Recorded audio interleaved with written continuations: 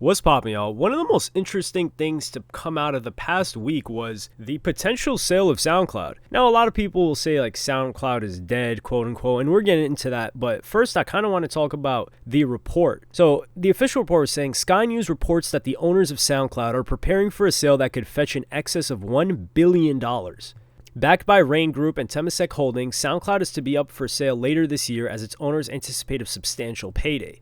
The owners of SoundCloud, one of the world's largest music streaming services, are preparing for a sale that could fetch in excess of $1 billion. The Singaporean State Investment Fund, have begun interviewing investment banks about a prospective auction of the company. And, they just talk about the people that founded it, how long it's been out. The sale of SoundCloud would underline the scale of its turnaround in recent years, with its progress having accelerated under helloyassine, who took over as chief executive last year.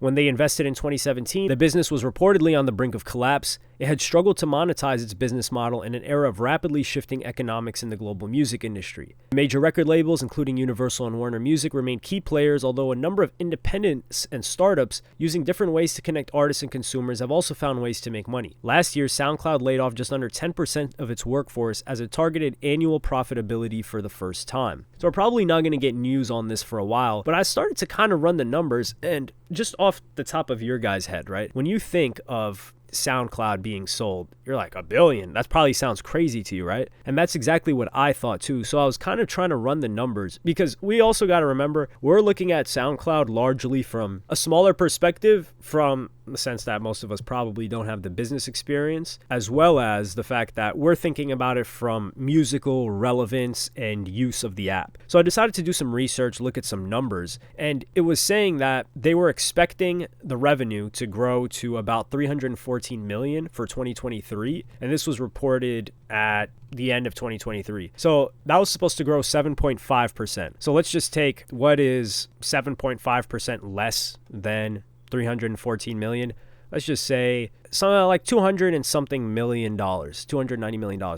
Now that's revenue. Now, when you look at EBITDA, which is basically like the actual earnings after all of the expenses and before like taxes and stuff like that, it was set to be 2 million euros for this year, which is a little bit more. However, or for the past year, 2023. However, it was negative 29 million euro for 2022. So that's the news that we were seeing spread all over last year when they were saying, hey, SoundCloud is finally profitable, this and that. And I think that does look great, because one thing that I wanted to compare it to something, because Twitch was sold for $1 billion, like 970 million, almost $1 billion cash deal. And I would say Twitch is bigger than SoundCloud now.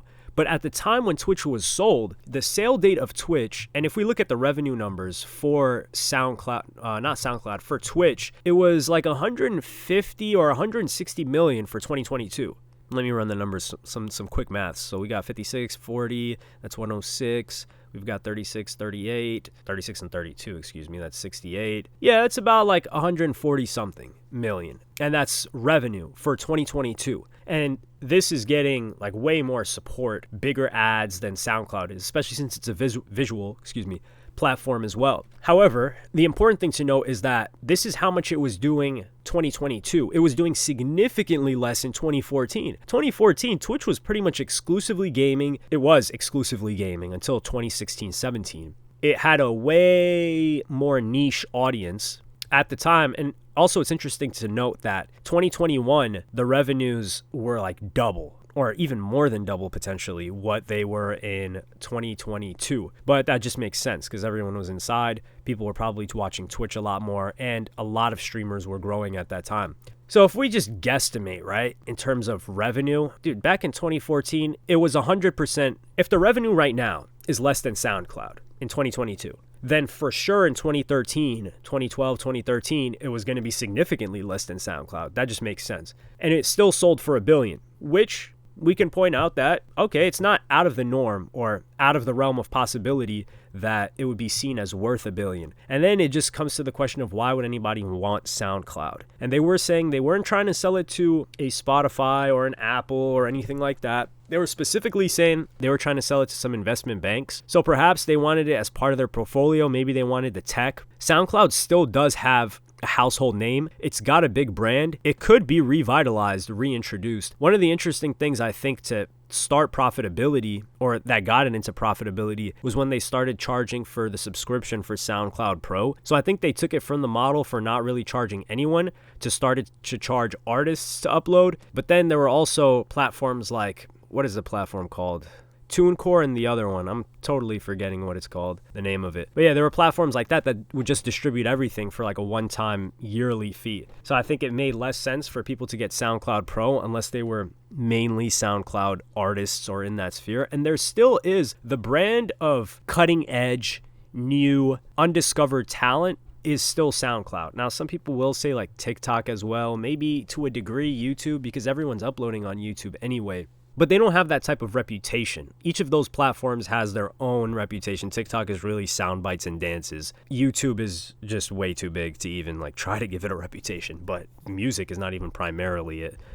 If it was, it would be music videos. SoundCloud, it's like, hey, underground music. At a time, it was like a lot of house, electronic, DJ mixes, stuff like that. And people could get around a lot of... Still, when people drop quote-unquote leaks or loose singles, they drop them on SoundCloud first. So it still is valuable, and the fact that they made it profitable shows that it can be turned around. But whoever held on to, well, actually they didn't hold on to it, they bought it. They probably bought it at a fire sale. I should probably look up how much they bought it, or I think they invested into it and took control. This is a whole interesting thing, but a lot of people don't even really care about this.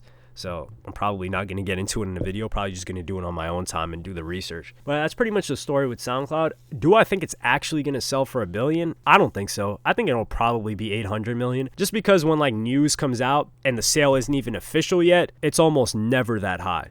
And perhaps it just gets more promotion, I guess, for the actual sale, and it beefs up like the attention on the company. But I'm interested to see what they could do with it. There's a lot of value in it in the sense that there's so much customer data on there. There's such a big library. They've got an algorithm already for discovery.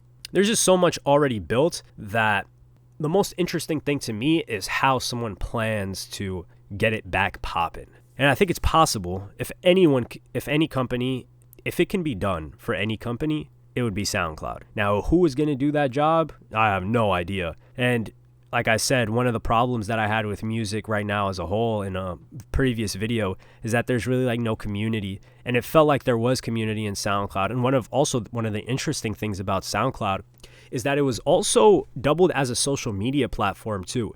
So artists could literally comment on each other's stuff, DM each other on SoundCloud. A lot of people met on SoundCloud and then would later go on to other platforms to work. But you can't do that on Apple Music. You can't DM people on YouTube. You can't do that on Spotify. You got to like show up to the person's Instagram or Twitter. And that's a barrier of entry. And obviously, like, if people want to work, they're going to do that. But SoundCloud, it was just all integrated into one place. So you could just sit on SoundCloud and spend so much time there for hours without having to go to anyone to check your messages. Like if you were talking to artists, you would just talk to them right there. I think that's one of the coolest features that SoundCloud had. One of the coolest features that OG YouTube had too is when you could DM people and do video responses, and people could respond to your own video with another video. But that's a story for another day. But let me know what y'all think about this in the comments. Like, subscribe, and hit the notification bell if you enjoyed. Follow me on Twitter and Instagram. Thank you for watching. Peace.